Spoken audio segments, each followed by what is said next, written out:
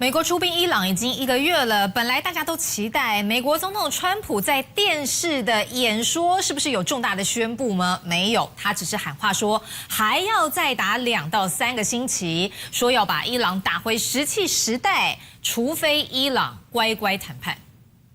在美国最黄金的时段，川普透过电视演说表达不会停战。We're going to hit them extremely hard over the next 2 to 3 weeks.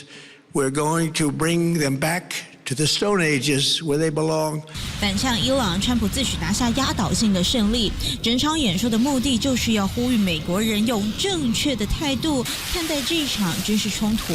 They made mistakes, and I am correcting them.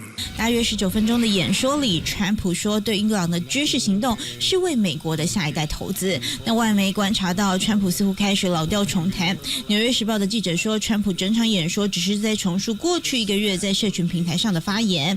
国会山庄报则是指出，川普显然没有办法清楚地阐述一套明确的战略理由。整场演说听下来，川普比较没有即兴发挥，而是比较保守地宣布这样的阶段性胜利，来为美军退场铺路。美军退场之前必须要拿下战略性的目标。川普再次威胁，如果没有办法达成协议，会同步攻击伊朗的每一座电厂。但话锋一转，他提到委内瑞拉。And now we're working along with Venezuela and are in a true sense joint venture partners. We're getting along incredibly well. We don't need their oil. We don't need anything they have, but we're there to help.Under my leadership, we are #1 producer of oil and gas on the planet. 川普拿出石油牌要挽救低迷的民调，但美国人开始质疑伊朗政策。最新的民调显示，67%的美国人认为川普没有明确的计划。We don't need anything they have, but we're there to help.Our allies. 川普说这场仗是替盟友打的，还说美国不需要从荷姆兹海峡进口石油，但战争已经超过川普当初承诺的4个星期。这场满月演说上，川普为出兵铺陈正当性，但看来美国人并不买单。东森新闻综合报道。川普演说之后，伊朗也立刻回应，轰炸以色列耶路撒冷、阿布达比，还回呛要升级攻势，碾压以色列跟美国，预告在敌人投降之前，战争不会结束。而美军也增派了18架 A10油猪攻击机，现在被认为应该是在为地面部队做准备。地面上水管破裂，整个街区陷入混乱，以色列中部城市被伊朗攻击。伊朗最近加强力道，革命卫队宣称已经发动了第89波的打击。伊朗使用了重型飞弹、无人机还有火箭攻击美国的军事基地以及以色列目标，尤其是在川普的演说之后，伊朗还立即反击。以色列的中部耶路撒冷地区陆续响起了空袭警报，以色列国防军宣称至少有1枚集束弹。阿布达比也遭到攻击，防空系统成功拦截1枚飞弹。شروط ما برای خاتمه جنگ کاملا روشن است. ما آتش بس رو نمیپذیریم. بلکه به دنبال خاتمه کامل جنگ هستیم. 美国方面也开始准备增兵，油猪攻击机现身战场，扫射伊拉克基地。纽约时报报道，美国空军再度增派18架 A10油猪攻击机前往中东，也让当地的 A10机队规模增加了1倍。The A-10 Warthog, or Thunderbolt II, is the most legendary aircraft throughout decades of combat. A10油猪攻击机每秒可以发射将近70枚30毫米的炮弹，可以利用于低空扫射目标，每分钟的射速高达3900发。重点是在1991年波湾战争以来，油猪始终都是支援地面部队的重要战力，这样的部署被认为是在为地面部队铺路。And if they make a move, he says, the U.S. will take action. That has not been Israel's goal at the start of this war. I've been told by multiple Israeli officials that they would not consider the war a victory unless that 400 kilos of enriched uranium was controlled in some way. 而伊朗方面现在态度同样强硬，不愿让步，再加上美方蠢蠢欲动，短期之内战火还没有平息的迹象。东森新闻综合报道。国际要闻要来关心，美国总统川普最新表示，他警告，在未来的2到3个礼拜之内，将要对伊朗发动更猛烈的打击。美国非常接近结束对伊朗的战事。We will continue until our objectives are fully achieved. Thanks to the progress we've made, I can say tonight that we are on track to complete all of America's military objectives shortly, very shortly. We're going to hit them extremely hard over the next 2 to 3 weeks. We're going to bring them back to the Stone Ages where they belong. In the meantime, discussions are ongoing. Regime change was not our goal. We never said regime change, but regime change has occurred. To thank our troops for the masterful job they did in taking the country of Venezuela in a matter of minutes.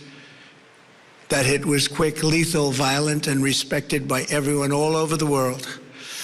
After rebuilding our military during my first term, we have by far the strongest military anywhere in the world.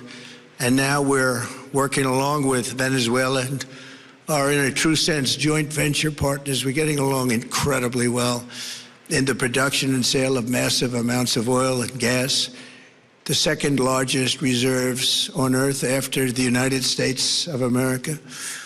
We're now totally independent of the Middle East, and yet we are there to help. We don't have to be there. We don't need their oil. We don't need anything they have, but we're there to help our allies. Tonight, I want to provide an update on the tremendous progress our warriors have made in Iran and discuss why Operation Epic Fury is necessary for the safety of America and the security of the world. From the day I announced my campaign for president in 2015, I have vowed that I would never allow Iran to have a nuclear weapon. This fanatical regime has been chanting death to America, death to Israel for 47 years. Their proxies were behind the murder of 241 Americans in the Marine barracks bombing in Beirut, the slaughter of hundreds of our service members with roadside bombs. They were involved in the attack on the USS Cole, and they carried out the countless other heinous acts, including the just horrible, bloody atrocities of October 7th in Israel, something that most people have never seen anything like it. This murderous regime also recently killed 45,000 of their own people who were protesting in Iran. 45,000 dead. For these terrorists to have nuclear weapons would be an intolerable threat. The most violent and thuggish regime on earth would be free to carry out their campaigns of terror, coercion, conquest, and mass murder from behind a nuclear shield. I will never let that happen, and neither should any of our past presidents. This situation has been going on for 47 years and should have been handled long before I arrived in office. I did many things during my 2 terms in office to stop the quest for nuclear weapons by Iran first, and perhaps most importantly, I killed General Qasem Soleimani in my first term. He was an evil genius, brilliant person, a horrible human being, however, the father of the roadside bomb, and he lived just horrible what he did. Iran would have been perhaps in far better, stronger position. Had he lived, we would have had probably a different conversation tonight. But you know what? We'd still be winning and winning big. And then very importantly, I terminated Barack Hussein Obama's Iran nuclear deal, a disaster. Obama gave them $1.7 billion in cash, green cash. Took it out of banks from Virginia, D.C., and Maryland, all the cash they had. He flew it by airplanes in an attempt to buy their respect and loyalty, but it didn't work.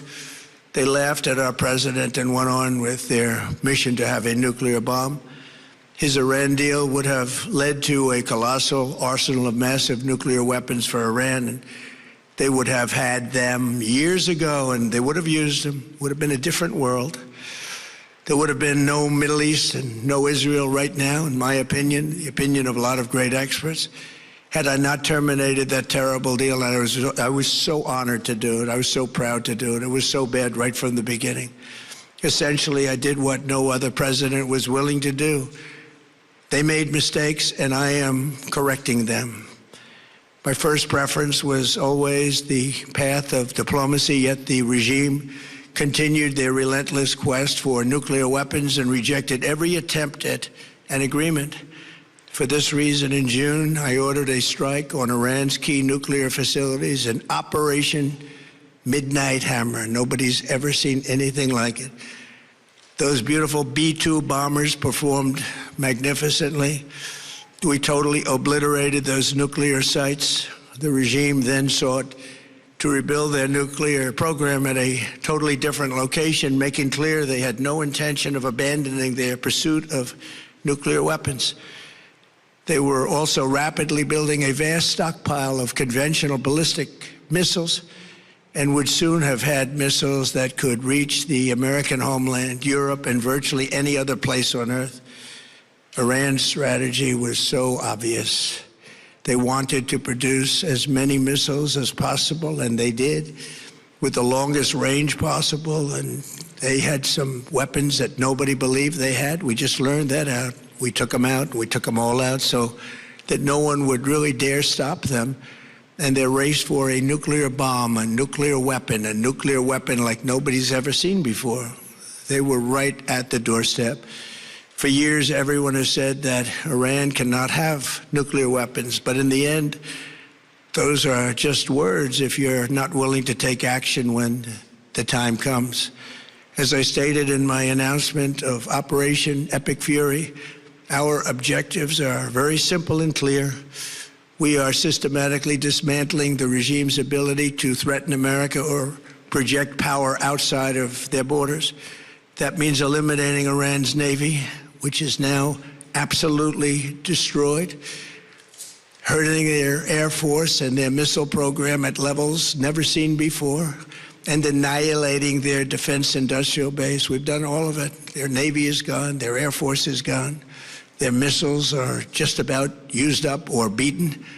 Taken together, these actions will cripple Iran military, crush their ability to support terrorist proxies, and deny them the ability to build a nuclear bomb. Our armed forces have been extraordinary. There's never been anything like it militarily. Everyone is talking about it, and tonight I'm pleased to say that these core strategic objectives are nearing completion. As we celebrate this progress, we think especially of the 13 American warriors who have laid down their lives in this fight to prevent our children from ever having to face a nuclear Iran.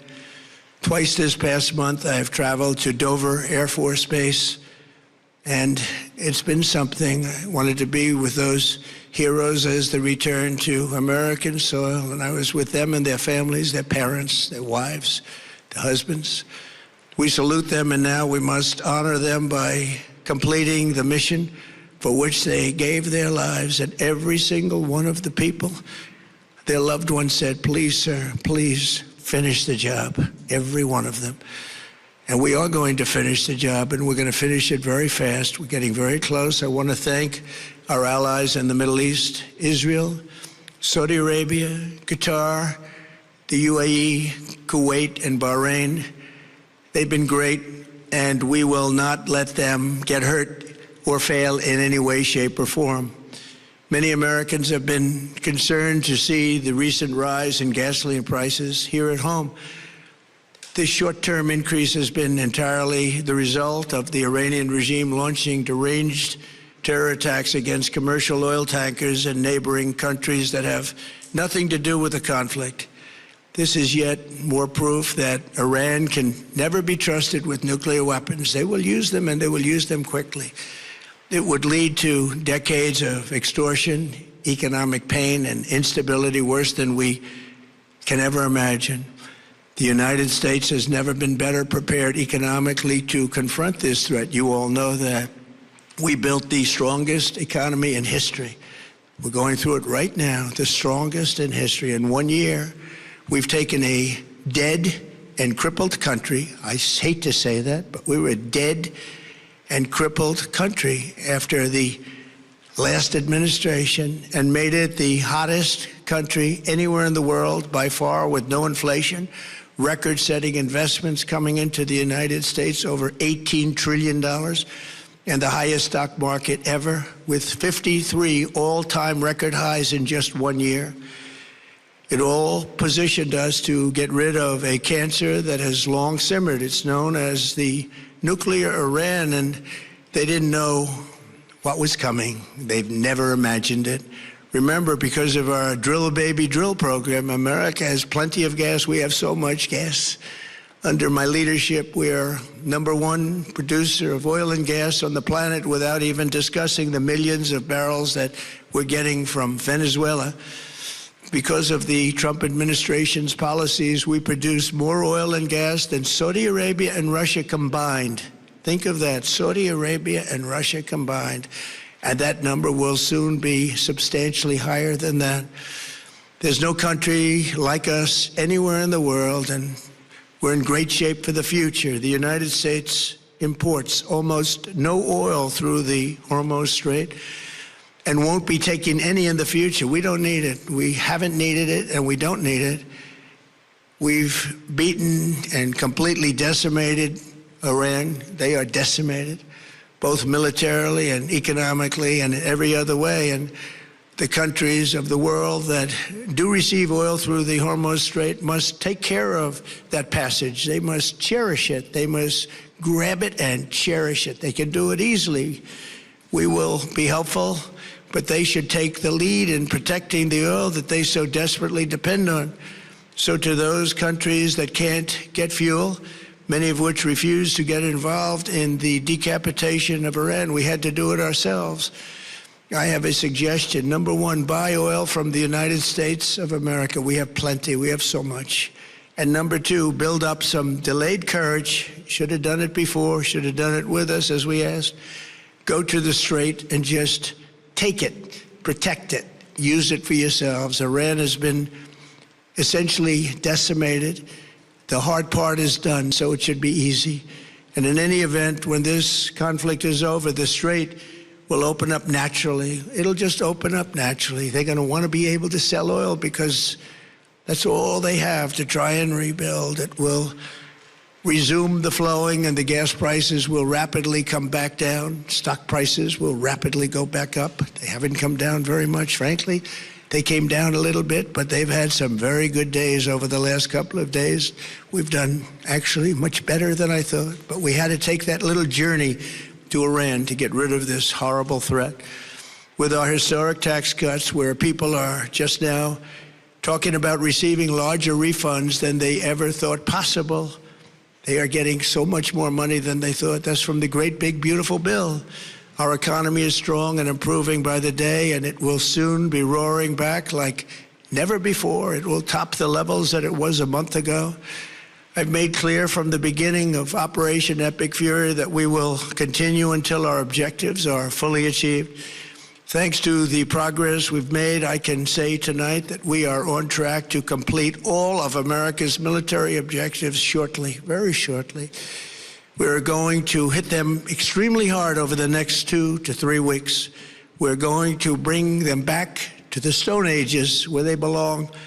In the meantime, discussions are ongoing. Regime change was not our goal. We never said regime change, but regime change has occurred because of all of their original 好，川普宣布已经重创伊朗的军事，而且取得了历史性的胜利。The new group is less radical.